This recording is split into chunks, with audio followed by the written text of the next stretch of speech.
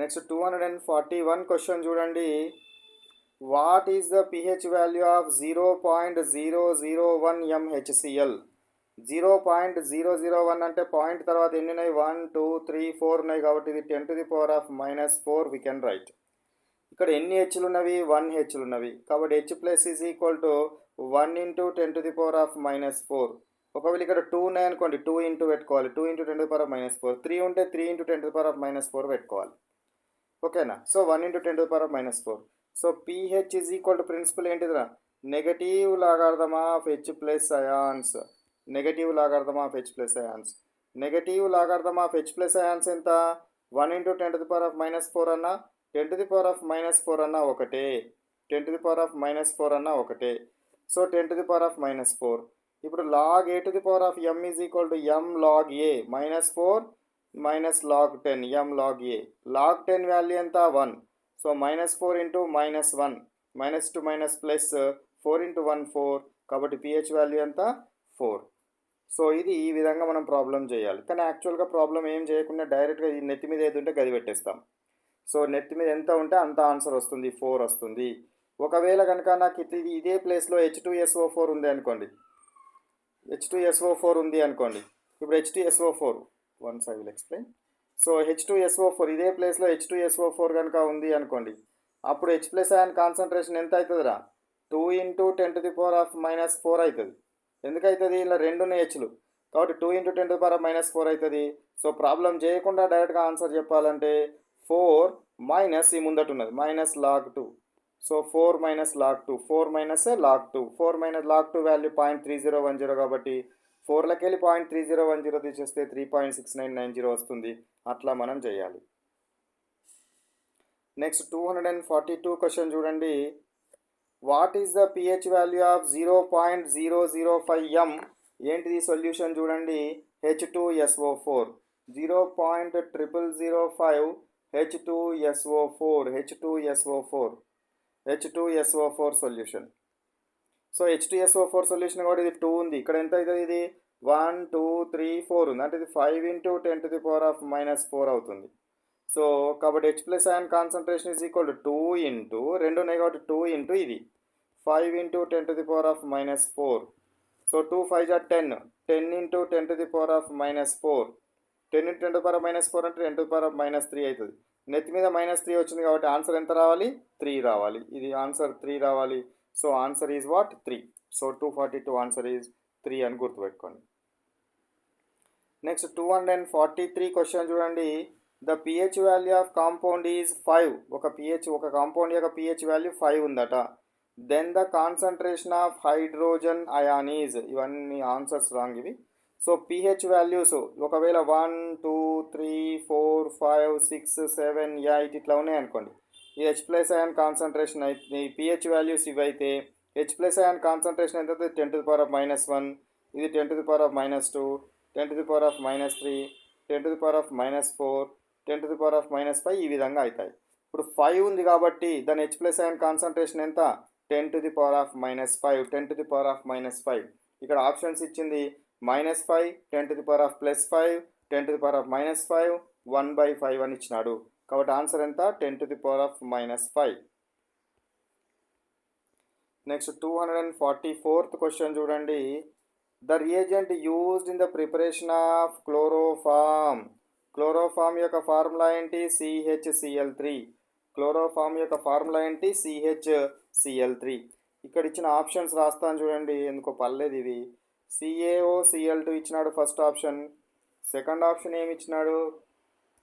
Calcium sulphate ఇచ్చినాడు. Third option baking soda ఇచ్చినాడు. Fourth option ఏమో Na2CO3 ఇచ్చినాడు.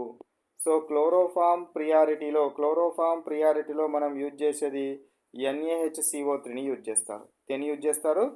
NaHCO3ని యూజ్ చేయడం జరుగుతుంది.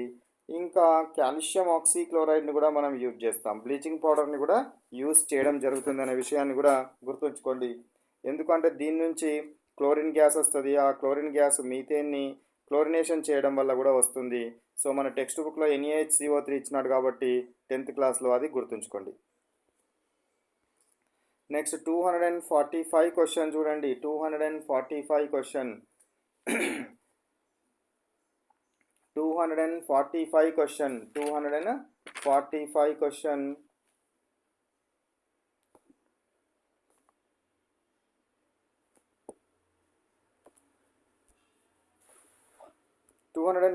క్వశ్చన్ ఏమని చూడండి. Dash is added for fast cooking ఫాస్ట్గా జరగాలంటే ఏం యాడ్ చేస్తాము? కుకింగ్ ఫాస్ట్గా జరగాలంటే ఏం యాడ్ చేయాలి? బేకింగ్ సోడా యాడ్ చేస్తారు. బేకింగ్ సోడా యాడ్ చేయడం జరుగుతుందనే విషయం గుర్తుంచుకోండి. 246th క్వశ్చన్ చూడండి. The fixed number of water molecules present in one formula unit of a salt is known as. So ఒక సాల్ట్లో fixed number of water molecules ఉంటే దాన్ని ఏమంటారు? వాటర్ ఆఫ్ క్రిస్టలైజేషన్ అంటారు.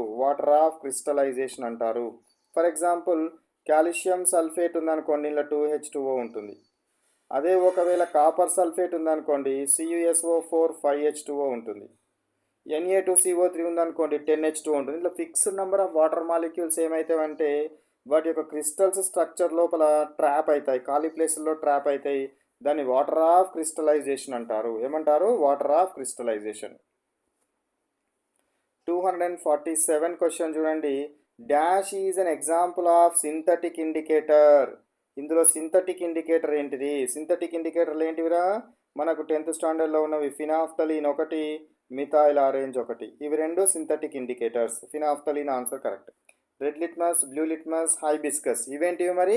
Natural indicators. What are they? Natural indicators.